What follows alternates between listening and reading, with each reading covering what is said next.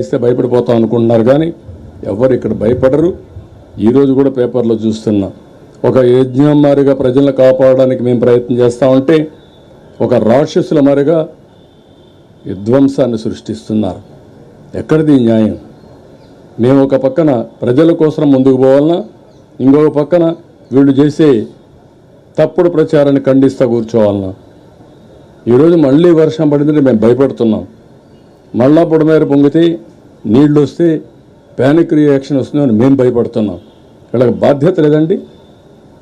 వీళ్ళు సమాజ హితం కోసం ఉండే పార్టీ అంటే ఇది? ఇలాంటి దుర్మార్గులు రాష్ట్రంలో ఉండడం కూడా అర్హత ఉందని నేను అడుగుతున్నా. ఎక్కడో ఉండేవాళ్ళు సినిమా యాక్టర్లు వస్తున్నారు, పారిశ్రామికవేత్తలు వస్తున్నారు, మామూలు వ్యక్తులు వచ్చి మీరు కష్టపడుతున్నారు, మేము కూడా మా డొనేషన్లు ఇస్తామని చెప్పి సంఘీభావాన్ని తెలియజేయడమే కాకుండా ఆర్థిక సహాయం చేస్తున్నారు, చేతనైనంతవరకు పనిచేస్తున్నారు. ఇప్పుడు ఎంప్లాయీస్ని పిలవలేదు, వాళ్ళే వచ్చారు. అది వాళ్ళ స్ఫూర్తి. ఇది ప్రజల స్ఫూర్తి.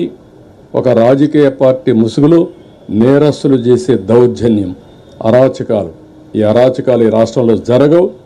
అలాంటి అరాచకాలు చేసే వ్యక్తుల్ని ఎట్టి పరిస్థితుల్లో ఉపేక్షించాం. ఆ విషయం వీళ్ళు గుర్తుపెట్టుకోవాల్సిన అవసరం ఉంది. బాధ, రాత్రి మగుళ్ళు కష్టపడుతున్నాం, ఎంతోమంది కష్టపడుతున్నారు. ఆఫీసర్లందరినీ ఎప్పుడు బురదలో తిరగనటువంటి ఆఫీసర్ని బురదలో తిప్పి పని చేపిస్తున్నాం. కోప్పడుతున్నాం. తప్పదు, వెళ్ళాలి, ఉండాలి, కూర్చోవాలి. ఒక సీనియర్ ఆఫీసర్ ఫీల్డ్కి రారు. అలాంటిది ఈరోజు చీఫ్ సెక్రటరీతో సహా అందరినీ ఫీల్డ్లో పెట్టి పని చేపిస్తున్నాం. అది మా కమిట్మెంట్. బురజల్లే కార్యక్రమం మానండి. సిగ్గుంటే చేసిన తప్పు క్షమాపణ చెప్పుకోండి. కనీసం మీకు కాన్షియస్నెస్ ఉంటే ఆ కాన్షియస్నెస్ ప్రకారం మనసులోనే మీరు క్షమాపణ కోరండి, ప్రజాహితం కోరితే. అంతేగాని ఇష్ట ప్రకారం మాట్లాడితే మంచిది కాదు. నేను ఎప్పుడు రాజకీయాలు చేయను. సంక్షోభ సమయంలో ఎప్పుడు నా దేశంతా ఒకే ఫోకస్ ఉంటుంది.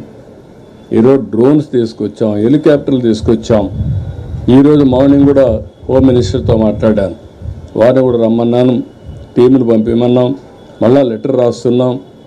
అన్ని విధాలా మేము చేయాల్సిన పనులన్నీ చేస్తామంటే ఈ రాక్షస మూక ఎక్కడికక్కడ అడ్డం వేయడం, ఇష్టానుసారంగా ప్రవర్తించడం, డిస్టర్బ్ చేయడం, ప్రజల్ని మభ్యపెట్టడం, ప్రజల్ని భయభ్రాంతులను చేయడం, ఇది వీళ్ళు చేసే పని.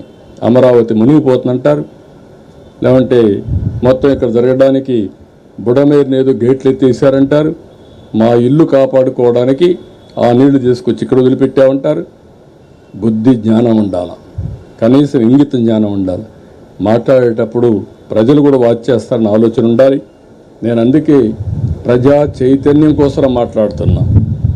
నా సొంతం కోసం కదా, నన్నేమీ చేయలేరు వీళ్ళు, అది వేరే విషయం. ఈ రాష్ట్రం ఏమవుతుంది ఇలాంటి దుర్మార్గుల వల్ల? కష్టాల్లో ఉన్నప్పుడు సానుభూతి చూపించకుండా విషాన్ని జిమ్మే వాళ్ళని ఏమనాలి? ఎందుకు ఇలాంటి పైశాచిక ఆనందాన్ని పొందుతున్నారు నాకైతే అర్థం కావడం లేదు. అందుకే చాలా స్పష్టంగా ఖండిస్తున్నా.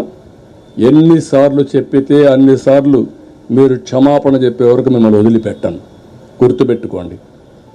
ఈరోజు నేను డీటెయిల్డ్గా అవసరమైతే 1-to-1 అమరావతి ఉంది, డే వారీగా ఎప్పుడ నీళ్లు ఉన్నాయండి అక్కడ? మాస్కింగ్ ఆఫీస్ చూశారు మీరు ఎవరు? నీళ్లు లేకపోతే ఉన్నాయని ఫోటో వేస్తావు పేపర్లో, ఏదో పేపర్ అది ఏమనాలి వెళ్ళి. రెండోది బుడమేరు గురించి అసత్యాలు ప్రచారం చేస్తూ గేట్లు ఎత్తేసారంట, మా ఇల్లు కాపాడుకోవడం నీళ్లు అక్కడ వదిలిపెట్టామంట, ముంచేసామంట.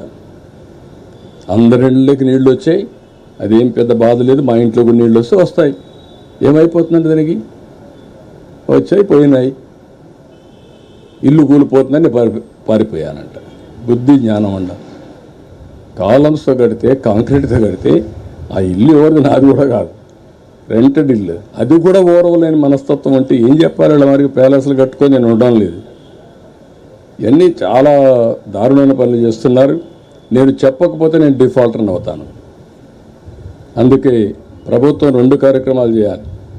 యజ్ఞం చేయాలి, ప్రజల బాగు కోసం సేవా కార్యక్రమాలు చేయాలి, రాక్షసుల్ని ఎదుర్కోవాలి, వాళ్ళతో యుద్ధం చేస్తూ యజ్ఞం చేయాలి. ఆ పరిస్థితిలో ఉన్నాం. ప్రజాస్వామ్యాలు ఉండవు. ప్రజాస్వామ్యంలో భయపడతారు కానీ మళ్ళా రాక్షస రాజ్యాలు గుర్తొస్తున్నాయి.